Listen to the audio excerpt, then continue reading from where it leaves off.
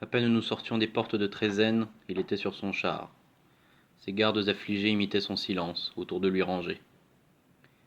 Il suivait tout pensif le chemin de Mycène. Sa main sur ses chevaux laissait flotter les rênes. Ces superbes coursiers qu'on voyait autrefois pleins d'une ardeur si noble obéir à sa voix, l'œil morne maintenant et la tête baissée, semblaient se conformer à sa triste pensée. Un effroyable cri sortit du fond des flots, désert en ce moment à troubler le repos. Et du sein de la terre, une voix formidable répond en gémissant à ce cri redoutable. Jusqu'au fond de nos cœurs, notre sang s'est glacé. Des coursiers attentifs, le crin s'est hérissé.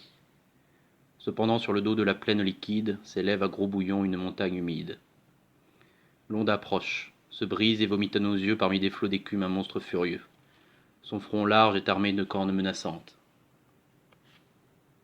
Tout son corps est couvert d'écailles jaunissantes. Indomptable taureau, dragon impétueux, sa croupe se recourbe en repli tortueux. Ses longs mugissements font trembler le rivage. Le ciel avec horreur voit ce monstre sauvage. La terre s'en émeut, l'air en est infecté.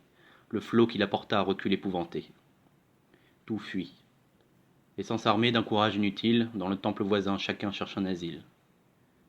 Hippolyte, lui seul digne fils d'un héros, arrête ses coursiers, saisit ses javelots, pousse au monstre et d'un dard lancé d'une main sûre, il lui fait dans le flanc une large blessure. De rage et de douleur, le monstre bondissant vient aux pieds des chevaux tomber en mugissant.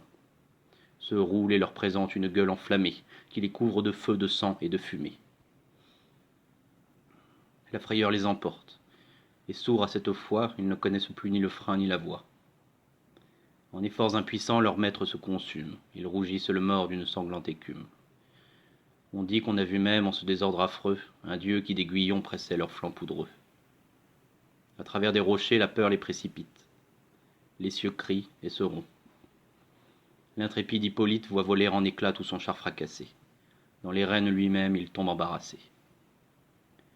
Excusez ma douleur. Cette image cruelle sera pour moi de pleurs une source éternelle.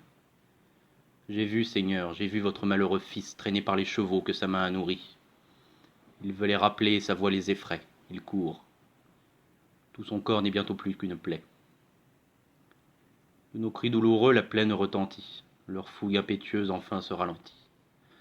Ils s'arrêtent, non loin de ces tombeaux antiques, où des rois ses aïeux sont les froides reliques. J'y cours en soupirant et sa garde me suit.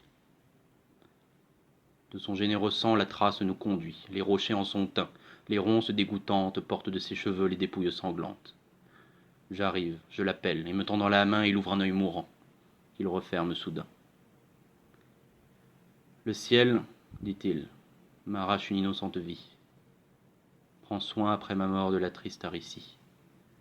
Cher ami, si mon père un jour désabusé plaint le malheur d'un fils faussement accusé, pour apaiser mon sang et mon ombre plaintive, dis-lui qu'avec douceur il traite sa captive, qu'il lui rende. À ce mot, ce héros expiré n'a laissé dans mes bras qu'un corps défiguré, triste objet, où des dieux triomphe la colère et que méconnaîtrait l'œil même de son père.